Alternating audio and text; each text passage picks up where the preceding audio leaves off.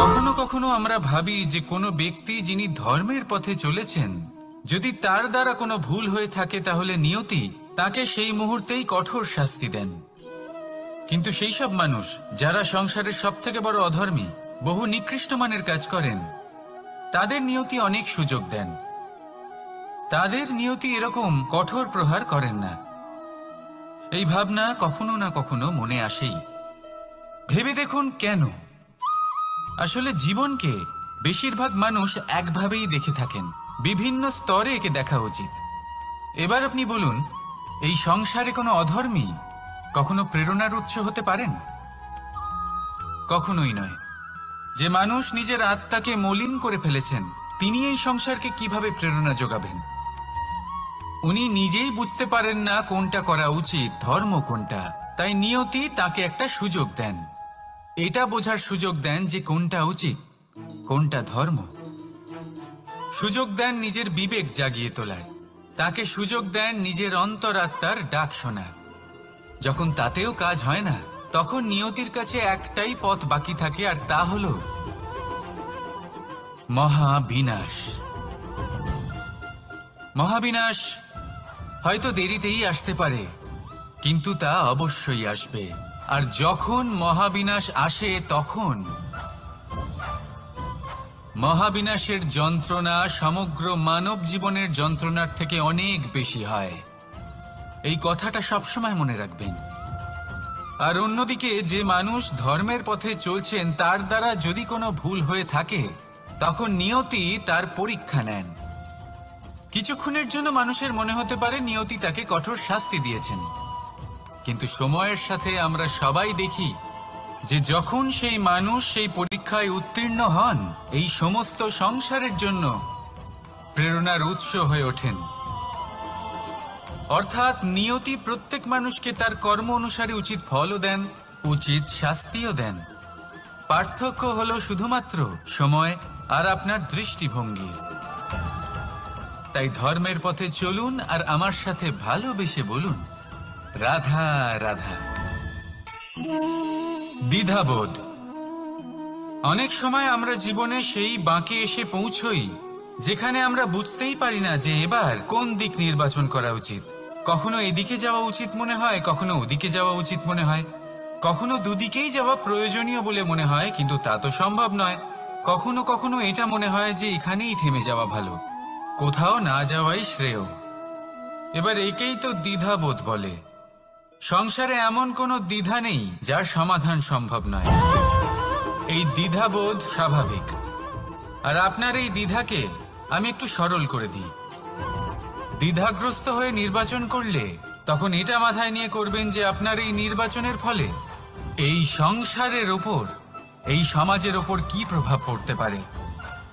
নিজের লাভ ক্ষতির বিষয়ে ভাবা ছেড়ে দিন আর কর্ম করুন সংসারের মঙ্গলের জন্য, আগামী প্রজন্মের মঙ্গলের জন্য। ভাবুন আপনার এই নির্বাচনের জন্য কিভাবে তাদের জীবনের উদ্ধার সম্ভব।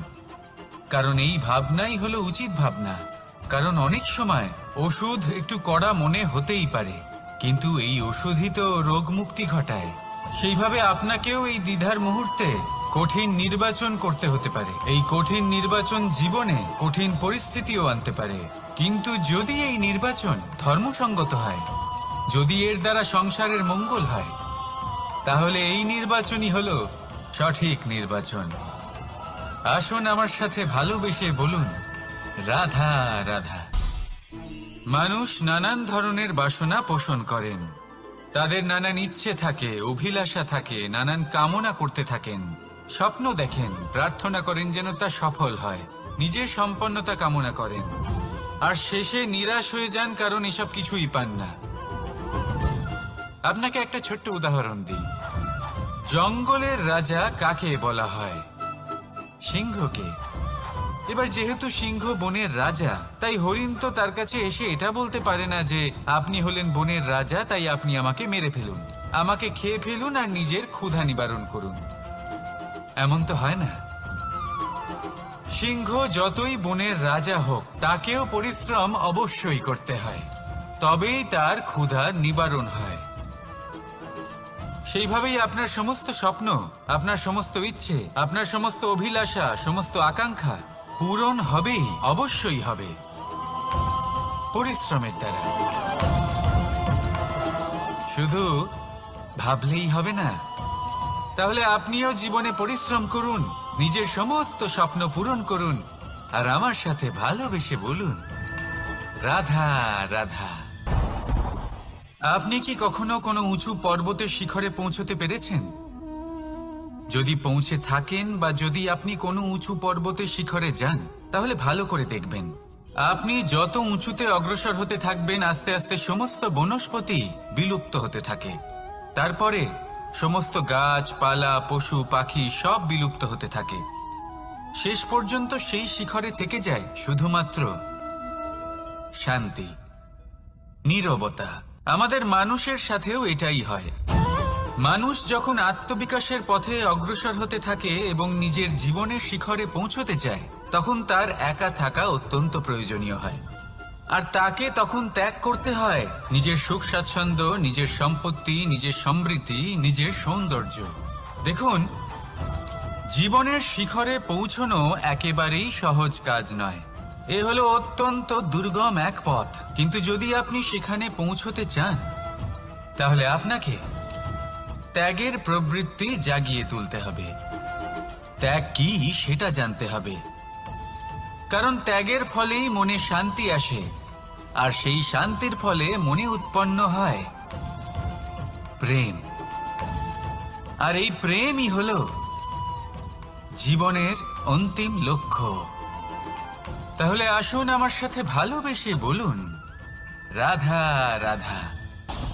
অধিকার, এটা না কোনো সাধারণ শব্দ, না কোনো ব্যবসা, নিজেই একটা অদ্ভুত ব্যাপার এই অধিকার। স্বয়ং ঈশ্বর মানুষকে জীবন বাঁচার অধিকার দিয়েছেন। কিন্তু যখন কোনো নারীর অধিকারের প্রশ্ন আসে, তখন সেই অধিকারের সাথে কর্তব্য জুড়ে যায়। এবার নারীর অনেক অধিকারের মধ্যে একটা অধিকার হলো নিজের স্বামী নির্বাচন করা। নির্বাচন করা কে হবে তার অর্ধাঙ্গ, এমন একজন ব্যক্তি নির্বাচন করা যিনি নিজের সাথে, নিজের স্ত্রীর সাথে, সমগ্র পরিবারের সাথে এই সমগ্র সমাজের পরিস্থিতিকে উন্নত করতে পারেন। তাহলে ভাবুন, নিজের জন্য স্বামী বেছে নেওয়া কত বড় অধিকার, আর যোগ্য স্বামী বাছা তার থেকেও বড় কর্তব্য। তাই নারীর অধিকারের সাথে যখন কর্তব্য শব্দ জুড়ে যায়, অধিকার নামক শব্দের মাহাত্ম্য আরো বেড়ে যায়।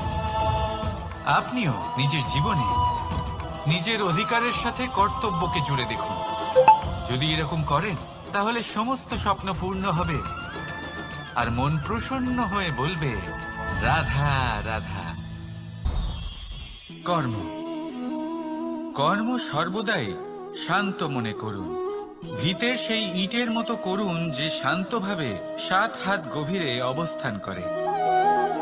সবার চোখ যায় শিখরের সেই পতাকার দিকে, কিন্তু শিখরে থাকা সেই পতাকা প্রতীক হলো ভিতের মধ্যে থাকা সেই ইটের শক্তির, যে শান্ত মনে নিজের কাজ করে গেছে। তাই এইভাবেই নিজের কর্ম করুন শান্ত মনে, সন্তোষ ভাব নিয়ে। কলরব যা করার তা আপনার সাফল্যকে করতে দিন, কারণ যখন সাফল্যের এই জয় জয়কার চারিদিকে ছড়িয়ে পড়ে, তখন কর্মের এই মৌনতা আরো শক্তিশালী হয়ে ওঠে। তাহলে আসুন আমার সাথে ভালোবেসে বলুন, রাধা রাধা। পরীক্ষা এমন একটা শব্দ যেটা শুনে সংসারের বেশিরভাগ মানুষই ভয়ভীত হয়ে পড়েন। কারণটা কি? অসফলতার ভয়। পরীক্ষা এই শব্দের যদি আমি অন্য দিকটা দেখাই, তার তাৎপর্য এই নয় যে আপনার দুর্বলতা সবার সামনে তুলে ধরবে। এটা তো হলো সেই যুক্তি যা আপনার বল, সাহস, শক্তিগুলি সবার সম্মুখে তুলে ধরবে। আগে হ্যাঁ, এটাই হলো সেই যুক্তি। আপনি নিজেই কখনো দেখবেন, পরীক্ষার সময় আপনার অন্তরের অনেক গুণ বাইরে বেরিয়ে আসে। এমন কোনো শক্তির উদ্ভব হয় যার বিষয়ে আপনি নিজেও জানতেন না, ঠিক কিনা? তাই এই পরীক্ষাকে কখনো ভয় পাবেন না। বিশ্বাসের সাথে নির্ভীক হয়ে এটার সম্মুখীন হন। দিনের শেষে এই পরীক্ষা শুধুই আপনাকে উজ্জ্বল করবে, আপনাকে আরো শ্রেষ্ঠ করে তুলবে। তাহলে আসুন আমার সাথে ভালোবেসে বলুন, রাধা রাধা।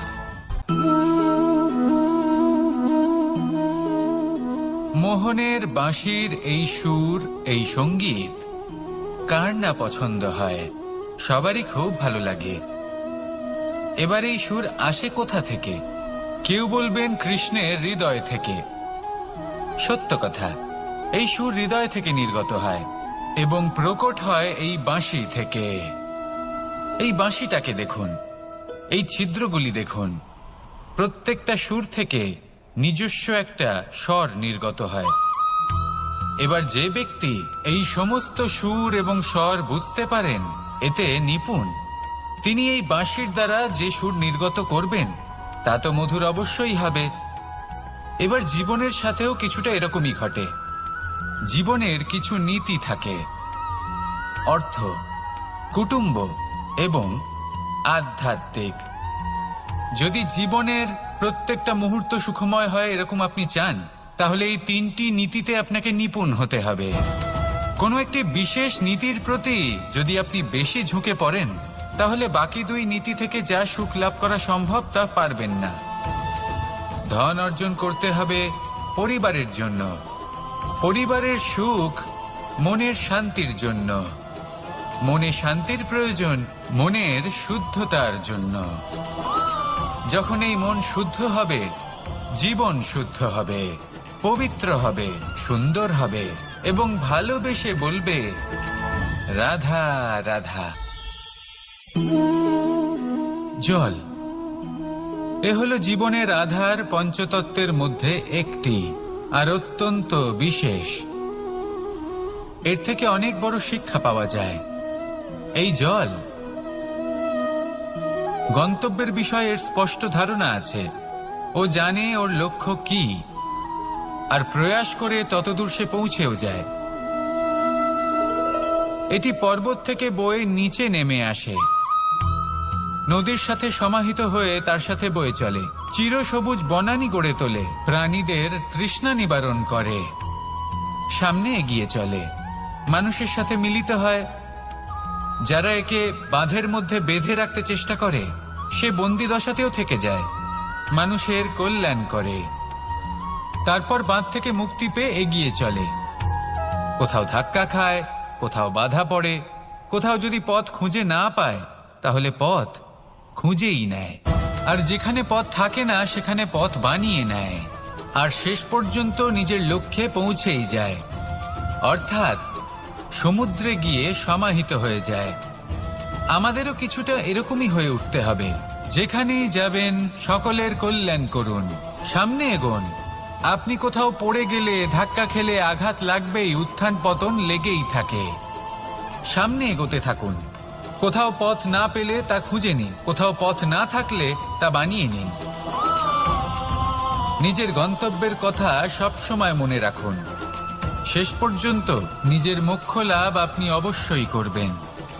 আর আমার সাথে ভালোবেসে বলুন, রাধা রাধা। জীবনের প্রত্যেক মুহূর্ত আমাদের কিছু না কিছু শিক্ষা দেয়, নির্ভর করছে আমাদের দৃষ্টিভঙ্গির উপর। যেমন নদী হলো আমার অত্যন্ত প্রিয়, নদীতে ভ্রমণ করতে আমার খুব ভালো লাগে। কি বলেন? নদীতে সবসময় নতুন কিছু থাকে, ও পুরনো কিছুই নিয়ে বসে থাকে না, সব সময় প্রবাহমান, কখনো থামে না। ততক্ষণ থামে না যতক্ষণ না সাগরে গিয়ে সমাহিত হচ্ছে। ঠিক এইভাবেই আমাদেরও উচিত নিজের জীবন অতিবাহিত করা, নদীর মতো। প্রত্যেক মুহূর্ত নতুন, তাই সেইভাবেই জীবন যাপন করুন। পুরনো কিছুই একত্রিত করে রাখবেন না, বিগত স্মৃতির মাঝে নিজেকে হারিয়ে ফেলবেন না। এই যে বর্তমান, এই যে মুহূর্ত, সেটাই হলো সর্বশ্রেষ্ঠ। এর মাঝেই জীবন যাপন করুন, নদীর মতো প্রবাহমান হতে শিখুন। আপনি শিখে গেলে তাহলে মনে রাখবেন, আমার আপনার মাঝে বিচরণ করতে বড়ই ভালো লাগবে। যে ব্যক্তি আনন্দের সাথে জীবনের প্রত্যেকটা মুহূর্ত অতিবাহিত করে কোনো চিন্তা ছাড়াই, প্রবাহমান হয়, কখনোই থামে না, যতক্ষণ না মুক্তি লাভ করছেন, এমন ব্যক্তির মধ্যেই রাধাকৃষ্ণ বসবাস করেন। তাহলে আসুন আমার সাথে ভালোবেসে বলুন, রাধা রাধা। সূর্যের প্রকাশ, অন্ধকারকে দূর করে দেওয়া সেই মহানায়ক। এই সূর্যের প্রকাশ যখন পৃথিবীতে এসে পৌঁছয় কি হয়? এই পৃথিবী জেগে ওঠে, প্রত্যেক প্রাণী জেগে ওঠে, মানুষ জেগে ওঠে, নিজের কর্ম করেন, জীবন যাপন করেন। এই ঘুমের মৃতপ্রায় স্থিতি কাটিয়ে উঠে জীবন যাপন করতে শেখেন। এটাই হলো প্রভাব সূর্যের প্রকাশের। এবার এই প্রকাশ যে সূর্যের থেকে পাই, তিনি কি করেন? তিনি নিজেকে জ্বালান আমাদের জীবন প্রদান করার জন্য। প্রত্যেকটা মুহূর্ত তিনি তাপ সহ্য করেন আমরা যাতে সেই প্রকাশ লাভ করি। এটাই হলো জীবনের সারমর্ম। যদি আপনিও এই সংসারে প্রকাশ ছড়িয়ে দিতে চান, তাহলে আপনাকেও তপ্ত হতে হবে, নিজে জ্বলতে হবে, সেই কর্ম করতে হবে যেটা কঠিন হতে পারে কিন্তু আসলে শ্রেষ্ঠ। তবেই এই সংসারের সেবা করতে পারবেন, সংসারকে পথ দেখাতে পারবেন। নিজের অন্তরের প্রকাশ জাগ্রত করুন, তবেই সেই সকল ব্যক্তি যারা পাপের অন্ধকারে নিমজ্জিত হয়ে আছেন তারা জাগ্রত হবেন। সেই সকল ব্যক্তিকে জাগিয়ে তুলুন, প্রেরিত করে তুলুন সুখী হওয়ার জন্য যারা সুখী হতে পারছেন না। সেই সকলকে প্রেরিত করুন সাফল্য লাভের যারা সফল হতে পারছেন না। নিজের অন্তরের সূর্যকে জাগ্রত করুন, চারিদিকে শুধু প্রকাশই প্রকাশ হবে, জীবনই জীবন থাকবে, আনন্দই আনন্দ থাকবে, আর এই মন বারবার প্রসন্ন চিত্তে বলে উঠবে, রাধা রাধা। এই সংসারে এমন অনেক ব্যক্তি আছেন যারা নিজেদের প্রসন্নতার জন্য স্বার্থপরতার সীমা পার করে যেতে পারেন। নিজে সুখ লাভ করার জন্য অন্যকে দুঃখ দিতে পারেন। ওনাদের কারোর প্রতি কোনো টান নেই, না সমাজের প্রতি, না আপনজনদের প্রতি, না ঈশ্বরের প্রতি। এবার দেখুন, মানুষ যদি কাউকে ভয় নাও পায়, তাও নিজের কর্মের কথা মনে করে অবশ্যই ভয় পাওয়া উচিত। কারণ আপনি যা কর্মই করুন তার ফল নিজে থেকে আপনার কাছে আসবেই, নিশ্চিত রূপে আসবে। তার থেকে আপনি পালাতে পারবেন না। কেউ নিজের কর্মফলের হাত থেকে বাঁচতে পারে না। স্বয়ং মহাদেবকেও ওনার কর্মফল ভোগ করতে হয়েছিল। উনি কিছু না ভেবেই ভস্মাসুরকে বর দিয়েছিলেন। তার পরিণামস্বরূপ যেটা হলো যে ওই ভস্মাসুর, যাকে মহাদেব বরদান করেছিলেন, তার হাত থেকে নিজের প্রাণ বাঁচিয়ে ওনাকে পালাতে হলো। এই সংসারে এমন কেউ নেই যে নিজের কর্মফলের হাত থেকে বাঁচতে পারে। সবসময় এটা ভেবে দেখুন যে কর্মটা আপনি করছেন সেটা শ্রেষ্ঠ কি না। এমন কর্ম করুন যেটা আপনাকে জীবনে এগিয়ে নিয়ে যাবে। নিজেকে সৎ পথে রাখুন, কিন্তু এটাও সুনিশ্চিত করুন যে জীবনে যে কর্ম আপনি করছেন তাতে অন্য ব্যক্তির উপর কি প্রভাব পড়ছে, তাতে উনি দুঃখ পাচ্ছেন না তো। যদি আপনি যা করছেন তাতে সবার মঙ্গল হয়ে থাকে, তাহলে আপনার কাউকে ভয় পাওয়ার কোনো প্রয়োজন নেই। না কালকে ভয় পাবেন, না মহাকালকে।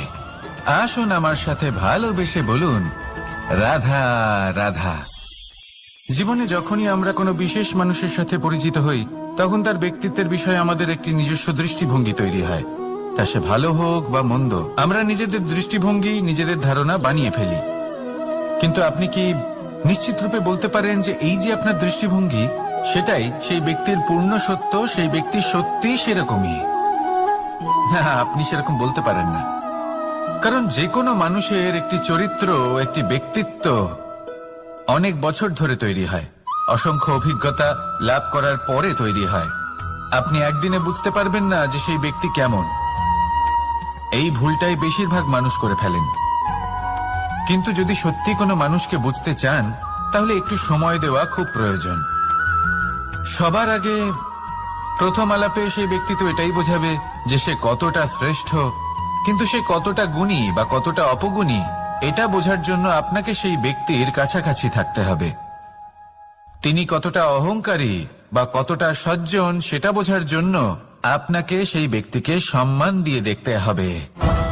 সেই ব্যক্তি কতটা লোভী বা কতটা সরল, সেটা বোঝার জন্য তাকে ধন দিয়ে দেখতে হবে। সেই ব্যক্তির কতগুলো খারাপ গুণ আছে, সেটা বোঝার জন্য সেই ব্যক্তিকে স্বাধীনতা দিয়ে দেখতে হবে। তবেই তাকে আপনি বুঝতে পারবেন। যে কোনো মানুষকে বোঝা, তার ব্যক্তিত্ব বুঝে ওঠা এতটা সহজ কাজ নয়। যতক্ষণ কোনো ব্যক্তির ব্যক্তিত্ব সম্পর্কে স্পষ্ট ধারণা না হয়, ততক্ষণ সেই ব্যক্তির সাথে সম্পর্কে অগ্রসর হওয়া উচিত হবে না। আসুন আমার সাথে ভালোবেসে বলুন, রাধা রাধা।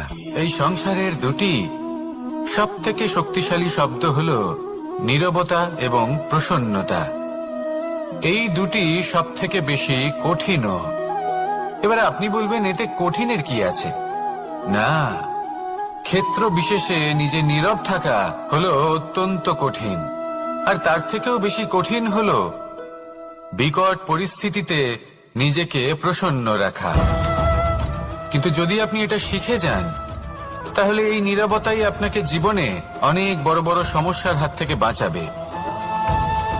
এই প্রসন্নতা আপনাকে বিকটতর পরিস্থিতি থেকে বেরিয়ে আসতে শক্তি যোগাবে। তাই এই গুণ আত্মসাৎ করুন আর আমার সাথে ভালোবেসে বলুন, রাধা রাধা। আমরা সবাই জীবনে কামনা করি। কেউ ধন সম্পত্তির কামনা করি, কেউ ভালোবাসার, কেউ বন্ধুদের, কেউ নাম খ্যাতি আদি ইত্যাদি। এগুলো লাভ করার জন্য আমরা চেষ্টা করতে থাকি, পরিশ্রম করতে থাকি। কিছু সময় পরে অর্জনও করে ফেলি, কিন্তু সবকিছু অর্জন করার কিছু সময় পরে এরা রুষ্ট হয়ে যান, আমাদের থেকে দূরে চলে যান বা আমাদের থেকে কেড়ে নেওয়া হয়। এমনটা কেন হয়? এমনটা এই কারণে হয় কারণ মানুষের একটা দুর্বলতা আছে। কোনো কিছুই অর্জন করার পরে আস্তে আস্তে সে তার মূল্য, তার গুরুত্ব ভুলে যায়, তার জন্য চেষ্টা করা ছেড়ে দেয়। আর এটাই হলো সব থেকে বড় সমস্যা। ঠিক যেমন কোনো ব্যক্তি যিনি ধন অর্জন করতে চান, তার জন্য কঠিন পরিশ্রম করেন, হয়তো ধন অর্জন করেও ফেলেন, তারপর আস্তে আস্তে ওই ধনের মূল্য ভুলে যান, উচিতভাবে তা প্রয়োগ করেন না, আস্তে আস্তে তার ধন, তার সঙ্গ ত্যাগ করে দেয়, সমস্ত পরিশ্রম ব্যর্থ হয়ে যায়।